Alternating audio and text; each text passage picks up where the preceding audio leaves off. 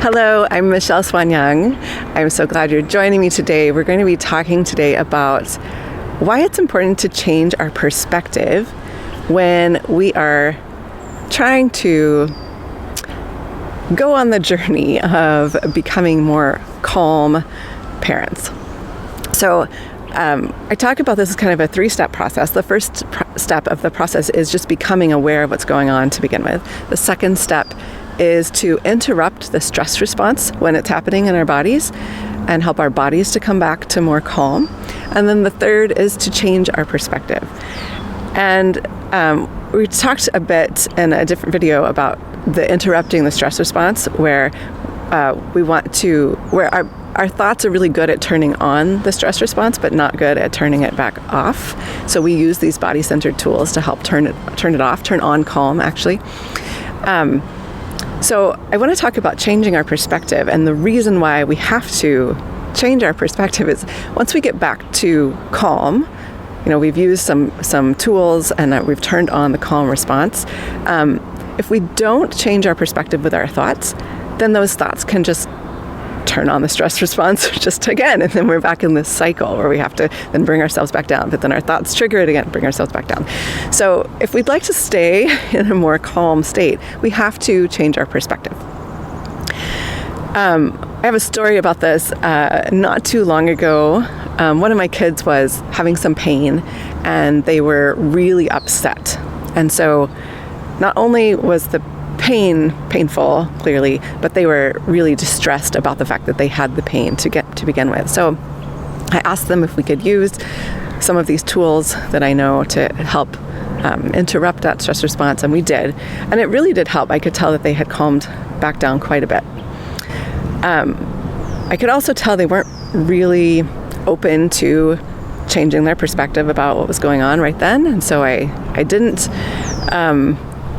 ask them to do that, and within 5 minutes, they had thought the same thoughts that caused the distress to begin with, and they went back to those thoughts, and they were right back into this full-blown distress over this pain that they were experiencing. It ended up working out in the end, and they were fine, and we worked through it. But I just wanted to tell that story so that you can see really clearly that you have to actually do something different once you've come back to calm if you want to stay there. We have to redirect our thoughts into more positive, true, and life-giving perspectives. And oftentimes this will happen naturally. Once we get back into a calm state, we're able to access the creativity and the problem-solving skills because we've brought those two brains that we have sort of back together. They're talking again. Our rational thinking brain and our emotional brain can work together again. And oftentimes we can see better perspectives, but we have to actually choose to take them.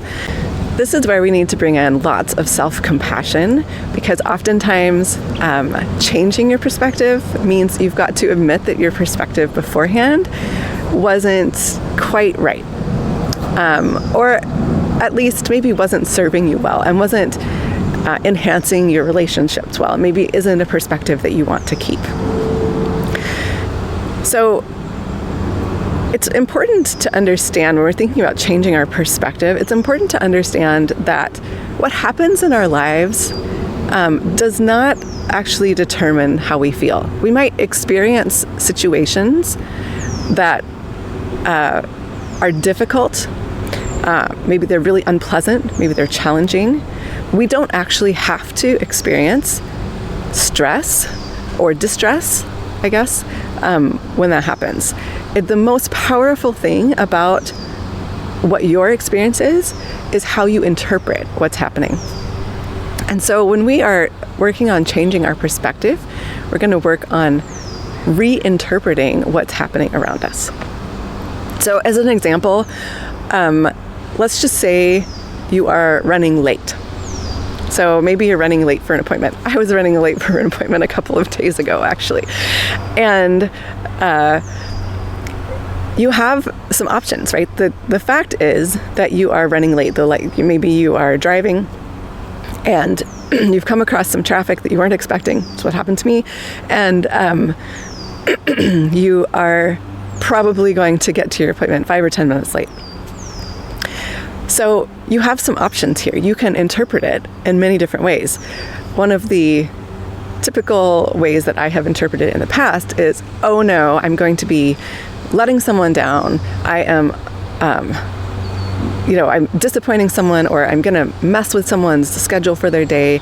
And, oh, I'm such a bad person. Why can't I just be on time? What's wrong with me? Why can't I just get it together and leave earlier? I should have known. I should have anticipated this traffic. Whatever. So that's one way to interpret being late, right? And the other way to interpret being late, I'm sure there's more than this, but another way, a possibility, is to be like, oh, I left the house at a certain time and I thought I'd have enough time to get there. Clearly that's not the case.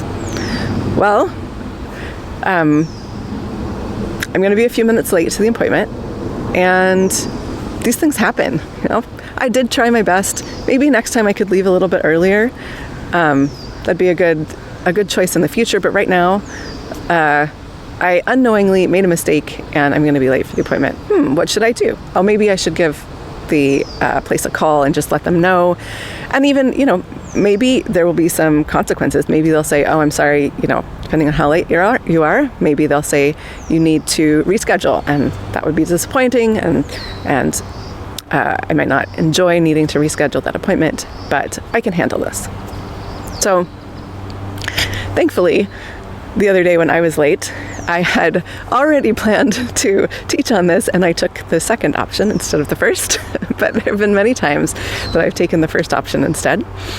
But those two ways of interpreting that situation will elicit very different responses and experiences in your body. One of them, you will have quite an extreme stress response. Then the other one, you might still feel a little stress response. Maybe you'll have a little adrenaline, but it's going to be a manageable amount, and something that might even enhance your experience rather than cause you distress.